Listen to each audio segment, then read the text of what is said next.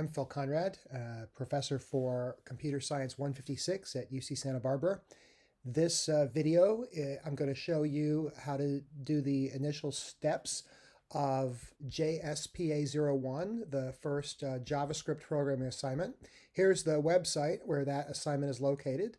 Oh, title is wrong. JSPA00. Should be JSPA01. We'll fix that later.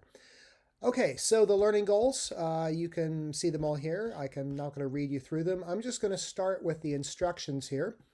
And you should already have a repo called JSPA01- and your username. So I'm going to start here by SSHing into Cecil, pconrad@cecil.cs.ucsp.edu.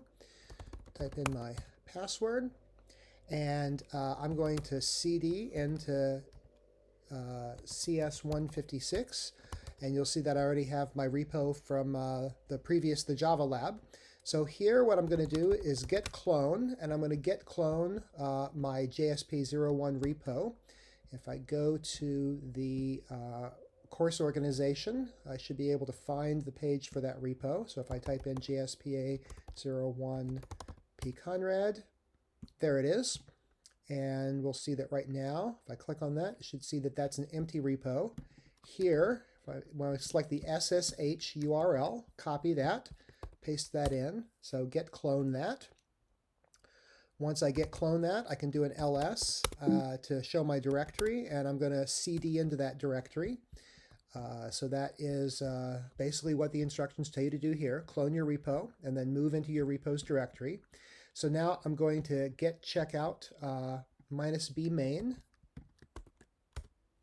and switch to new branch main. And then I'm going to add the starter code to my repo. So far, this is just pretty much copying and pasting right from the instructions. Just to review what this has done, if I type git remote at this point, you can see that I've got two remotes. One is origin, one is starter. Git remote -v, the V stands for verbose, shows me that the origin remote is my repo, the one that I cloned. Origin is always the repo that you cloned. Starter is the one that I added. That's the repo that has the code in it that you're going to start from. And what we're going to do next is we're going to git pull starter main. That will pull in the code from the main branch of the starter repo.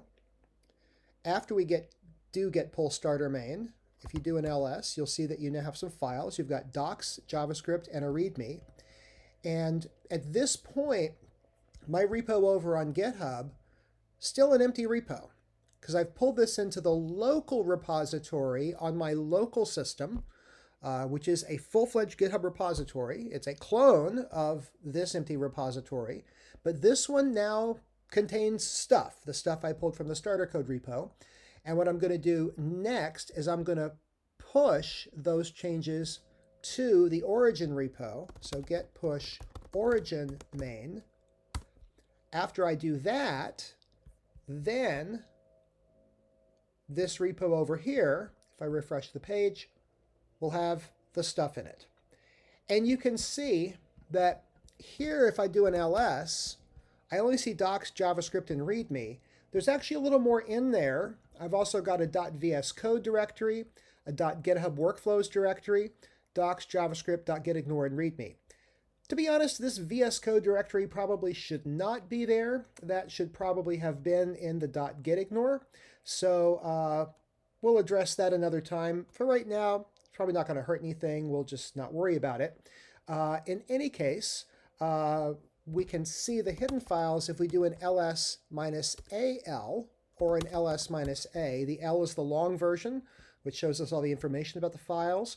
The A just shows us the names of the files. But you see when you do ls-a, the hidden files show up as well. All right, so that's we've gotten started there. Now, to get the app running, the instructions are in the README, but you find them restated below. So let's try these. If we needed to cd into JavaScript before we do anything. Now, just a note here, having all your code in a JavaScript directory is not necessary if we were doing a pure React app, which this is. However, later in the course, we're going to be doing web apps that have a Java Spring Boot backend and a JavaScript front end. And when we combine the two together in one repo, we are going to want the whole front end to be in a separate directory, and we're going to call that directory JavaScript. So that's why we have it all inside a JavaScript folder. So we're going to cd. Now we're going to type npm install. So I type npm install, and this may take a while. What's happening here is it's going out on the internet and it's pulling in extra JavaScript modules, node modules. NPM stands for Node Package Manager. It's pulling in JavaScript modules that are that my code depends on. Now, how does it know which JavaScript modules to pull in? Well, while that's cooking, we can look over here in the repo, and we will see that down in the JavaScript directory, there's a folder called package.json. So package.json is a file that you'll find in the root directory of pretty much every JavaScript project that uses Node. And one part of this is dependencies. So here we have dev dependencies, and here we have dev dependencies. So dependencies are pieces of software that our software depends on. And so we see a bunch of them here. Bootstrap, React, React Bootstrap, React DOM, React Router Bootstrap, React Router DOM, and React Scripts. All of those are packages that our code depends on. Dev dependencies are packages that we don't need for the software in production, but we need while we are developing it. And you can see these all have to do with testing. So these modules don't have to be packaged when we deploy our web app to production, but while we're working on it, we need these pieces of software as well. There's also some other things in the file here. There's something called scripts. There's a section called jest, ESLint config, browsers list. We'll get into all those later. But right now, I just want you to see that what it's pulling in here are these dependencies. Now, you may be wondering, 1, 2, 3, 4, 5, 6, 7, 8, 9, 10, 11, 11 dependencies sure is taking a long time, and I'm seeing lots of things here that were not mentioned.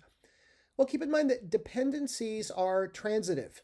So I depend on Bootstrap, but Bootstrap depends on many other things. And what npm install is doing, it's installing these dependencies and these dev dependencies, but it is also installing all the things on which these depend. And that's part of what npm is doing for me that I don't have to worry about. It's figuring out what are all the correct versions of all the things that this depends on that need to get pulled in. All right, so we've gotten past the initial dependencies, and we've seen some extra messages here. If we just sort of take them, well, let me take it from the top. So here there are some messages from some of the packages that we installed. This project needs your help. Please consider supporting. So a lot of times the authors of these packages will beg for money. They might also beg for people to get involved and help support the package. Turns out Core.js, the author, is looking for a good job, so they're advertising for a job. There's some optional dependencies here, some things that maybe are not supported on my particular operating system. OS Darwin refers to Mac OS. Not supported, but also not needed for this. That's why they're optional. So those are skipped, and we're fine. So we got back here to our prompt. Let's return to the instructions. So we did npm install, and what that did, among other things, was it populated a directory called node modules. Node modules should not be in GitHub. It should be in my git ignore so that it doesn't go into GitHub. And sure enough, if we look over here on GitHub, we'll see that the node modules directory is not there, as it should not be. But that's all the stuff we did in npm install. That's where it all went. If you need to restart the system from scratch, you can delete the node modules directory. That would be done with rm-rf node modules. I'm not going to do that because that would require me to go back and do the npm install again, but that's how you would do it if you needed to do that. What we're going to do instead is we're going to run npm start. So npm start, and what that will do is start up a web server on port 3000. But port 3000 of where? Port 3000 of Cecil. So will I be able to actually get to that server from my, oh, phone's ringing. I'm gonna have to take that call. So we're gonna pause this video.